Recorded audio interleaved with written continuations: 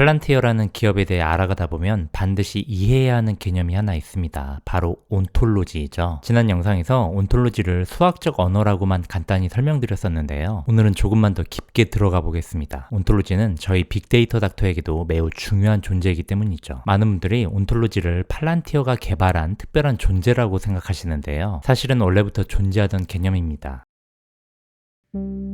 1989년에 팀 버너스리라는 사람에 의해 월드와이드웹이 만들어졌고, 그러면서 웹상에 수많은 데이터들이 생성되기 시작했죠. 그러나 데이터들이 규칙 없이 산발적으로 이곳저곳에 존재하는 바람에 정보들을 효율적으로 검색하기가 어렵고, 나중에 인공지능이 세상에 출현한다 하더라도 웹상의 정보들의 규칙이 없기 때문에 인공지능이 웹 데이터를 이해하지 못할 가능성에 대해 팀 버너스리는 우려하죠. 그래서 구상을 합니다. 1994년 무렵 웹상의 데이터들에 일정한 규칙들이 부여가 돼서 보다 더 정형화되고, 그로 인해 보안성이 강화되고, 인공지능이 데이터들을 직접 이해할 수 있게 돼서 인공지능 스스로 판단할 수 있는 자동화가 이루어진 상태를 꿈꾸게 되죠. 여기서 말하는 데이터에 부여되는 일정한 규칙이라는 개념이 바로 온톨로지입니다. 참고로 팔란티어는 2003년에 설립이 됐어요. 그러니까 온톨로지는 팔란티어가 새로 만든 존재가 아니라 기존에 존재하던 개념을 가져와서 기업의 데이터에서 구현을 한 것뿐입니다. 무규칙으로 존재하던 데이터에 규칙을 부여함으로써 말이죠. 온톨로지, 규칙.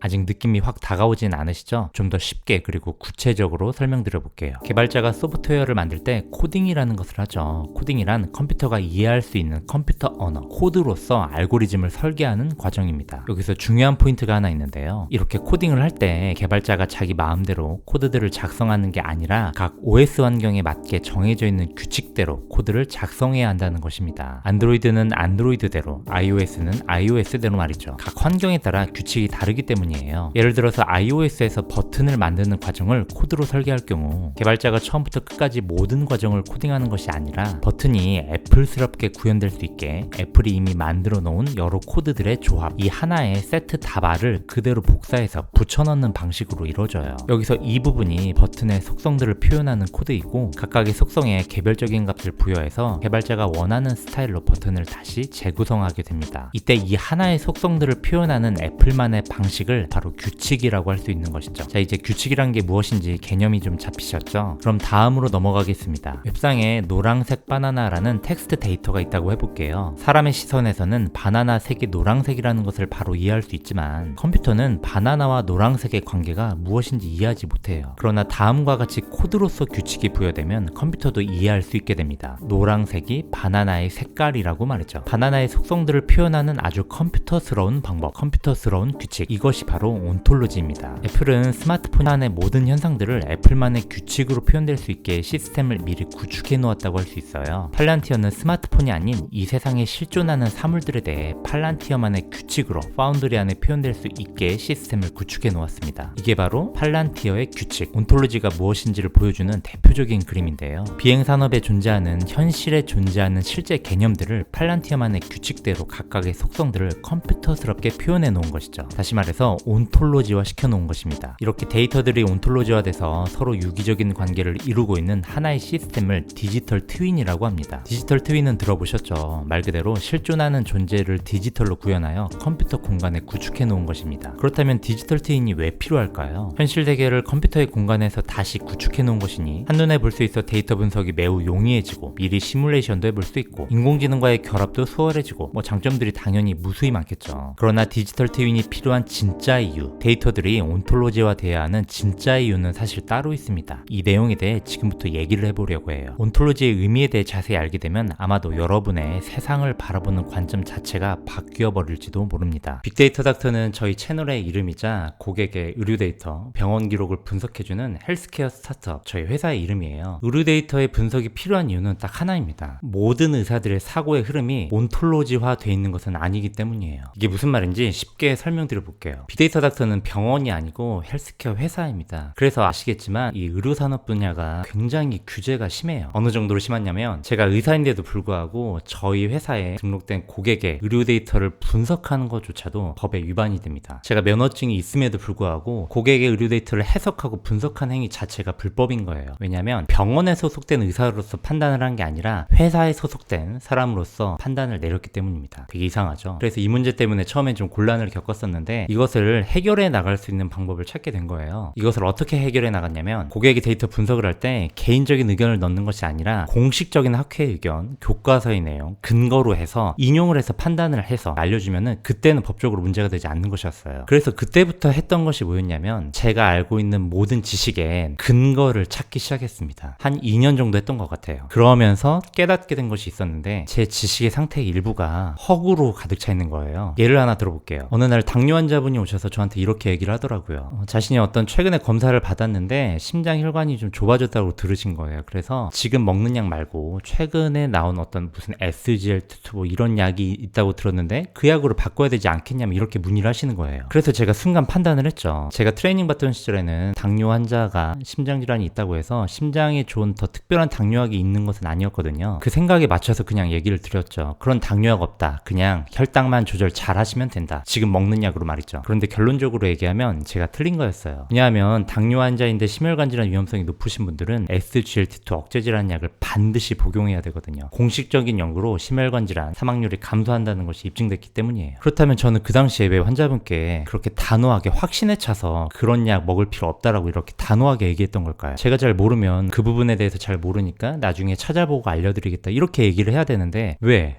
확신에 차서 얘기를 한 걸까요? 제가 전문가였으니까요. 좀 더 정확히 얘기하면 전문가의 지위를 지키기 위함이라고 할 수 있을 것 같아요. 제 지식이 불확실한 상태인 걸 알면서도 환자 앞에서는 일단 확신에 찬 전문가의 모습을 보여줘야 되니까 더욱더 단호하게 얘기했던 것 같아요. 뭐 그럴 수 있죠. 확신에 찬 강력한 모습을 보여줘야 환자도 의사를 믿고 따라올 수 있으니까. 그런데 진짜 문제는 그 이후부터 시작됐습니다. 왜냐하면 이런 일들이 계속 반복되니까 제가 어느 순간부터 그 허구의 지식 상태를 저 또한 진실이라고 믿게 되는 거예요. 그리고 그 상태로 계속 갔던 것 같아요. 주변 사람들에게 아주 당당하게 얘기했던 것 같아요. 그러다가 언제 제 지식의 일부가 허구의 지식, 허상의 지식임을 알게 됐느냐. 헬스케어 회사를 운영해야 되니까 의료법에 걸리지 않게 하기 위해서 제가 갖고 있는 모든 지식에 하나하나 근거를 찾기 시작하면서부터였던 것 같아요. 와, 내가 이 정도로 몰랐구나. 진짜 헛소리하고 있었구나. 공식적으로 입증된 지식이라는 규칙을 제 머릿속 지식에 부여함으로써 알게 된 것이죠. 요약하자면 저희 지식에 규칙이 없었기 때문에, 그러니까 온톨로지화 되지 않았기 때문에 내가 환자를 위해서 최선의 의사결정을 내려주지 못하고 있었구나를 알게 된 거예요. 온톨로지를 통해 실제 세계를 가상으로 구현해 놓은 것을 디지털 트윈이라고 했습니다. 그런데 어떻게 보면 온톨로지의 근본적인 목적은 사실 그 반대일 수 있어요. 오히려 가상으로만 존재하던 검증되지 않던 애매한 개념들을 검증을 통해 규칙을 부여함으로써 실존하는 구체적인 개념으로 직접 눈앞에 나타내기 위한 도구가 온톨로지인 것이죠. 챗GPT의 할루시네이션 현상을 아시죠? 말 그대로 헛소리를 하는 현상인데요. 왜 헛소리를 할까요? 왜 가짜를 얘기할까요? 데이터들의 명확한 규칙이 없다면 실존 개념과 가상의 개념이 혼재하게 되기 때문입니다. AI는 단지 그 중에 하나의 개념을 택일해서 대답하는 것뿐이니 사실을 얘기할 수도 가짜를 얘기할 수도 있는 것은 너무도 당연한 일인 것이죠. 그런데 이러한 챗GPT 현상과 제가 앞에서 얘기해드렸던 제 환자에게 당뇨약에 대해 잘못 얘기했던 그 상황과 근본적으로 다른 게 있을까요? 사람도 마찬가지입니다. 머릿속의 지식이 온톨로지화 돼 있지 않다면 구체적인 개념과 추상적인 개념이 혼재하게 되기 때문에 GPT처럼 헛소리를 할 가능성이 언제라도 발생할 수 있게 되죠. 그동안 저희 채널에서 의학 지식이나 건강식품들에 대해 개념을 명확하게 구체화해서 근거를 통해 설명드렸던 과정들이 궁극적으로는 정보들을 온톨로지화시키는 과정이었다고 할 수 있을 것 같아요. 그랬기에 누구라도 명확하게 이해할 수 있었고 보시는 분 누구나 옳다 틀리다를 명백하게 판단하실 수 있었을 겁니다. 애매한 추상적인 가상의 개념들이 명백하게 구체적인 개념으로 실제화됐기 때문이죠. 선생님, 땡땡땡을 먹으면 건강에 좋나요? 건강에 좋다는 게 무슨 뜻일까요? 구체화된 개념일까요? 건강에 좋다란 말의 의미를 10명에게 물어보면 10명 모두 똑같이 얘기할까요? 여러분은 10년 전, 1년 전, 그리고 지금 건강에 좋다는 말을 같은 뜻으로 해석하고 있나요? 그렇지 않다면 이 개념에는 지금 규칙이 없다는 뜻이겠죠. 규칙이 없다면, 다시 말해 온톨로지화 되어 있지 않다면 우리 모두 할루시네이션, 헛소리에 빠지게 될 가능성이 매우 높아집니다. 디지털 트윈이 필요한 진짜 이유는 인간이 하는 생각에 진짜와 가짜가 섞여 있기 때문입니다. 온톨로지를 통해 비로소 그것을 구분할 수가 있는 것이죠. 저희 빅데이터 닥터는 고객의 의료 정보를 온톨로지화하여 명백한 이해를 통해 객관적으로 최선의 의사결정을 할 수 있도록 도움을 드리는 것을 비전으로 삼고 있습니다. 물론 극초기 스타트업이기에 실패할 가능성도 분명 높다고 생각해요. 그러나 너무도 가치 있는 일이라는 것을 팔란티어를 통해 배웠기 때문에 저희도 도전해 보려고 합니다.